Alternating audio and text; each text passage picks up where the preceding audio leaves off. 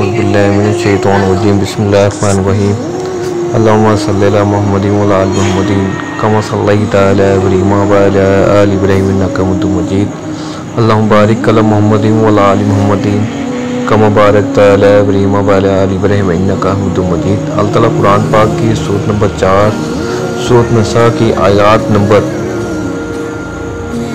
84 में इरशाद फरमाते हैं, तर्जुमा, लिहाजा ए पैगंबर तुम अल्लाह के रास्ते में जंग करो, तुम पर अपने सिवा किसी और की जिम्मेदारी नहीं है।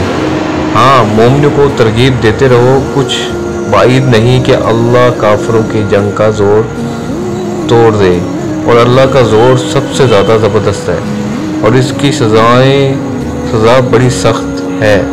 तफसीर, अल्लाह ताला अपने रसूल अकरम सल्लल्लाहु अलैहि वसल्लम को हुक्म दे रहे हैं कि जब बातिल हक से बरसरे पैकर हो तो आगे बढ़ो, वहाँ आप सल्लल्लाहु अलैहि वसल्लम तन्हाई क्यों ना हो। चुनांचे हुज़ूर सल्लल्लाहु अलैहि वसल्लम के ये अल्फाज इस हुक्म की तामील मालूम होते हैं, यानी बाखुदा मैं कुफार से ज़रूर लड़ूंगा, ख्वाह मेरी गर्दन जुदा ही हो जाए।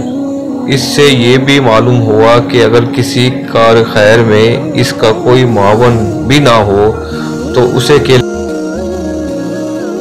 लिए साथियों का ना होना कोई उज़र नहीं है।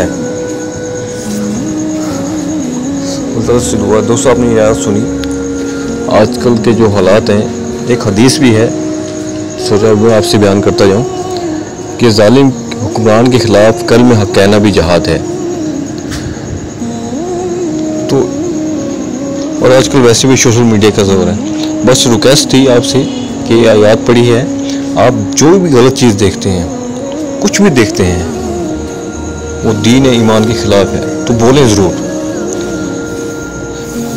सोशल मीडिया के ज़रिए बोल दें, या कोई आपके पास इस तरह की वीडियो आती है तो उसे शेयर करें, ये लाजमी करना चाहिए। अल्लाह से दुआ है जो आयत पढ़ी है इस पर अमल करने और उसे दोस्तों पहुँचाने की तौफीक अता फरमाए। और अल्लाह से दुआ है मैं कुरान शरीफ को तर्जुमे के साथ पढ़ने, समझने, इस पर अमल करने और उसे दूसरों तक पहुँचाने की तौफीक अता फरमाए। जज़ाकल्लाह।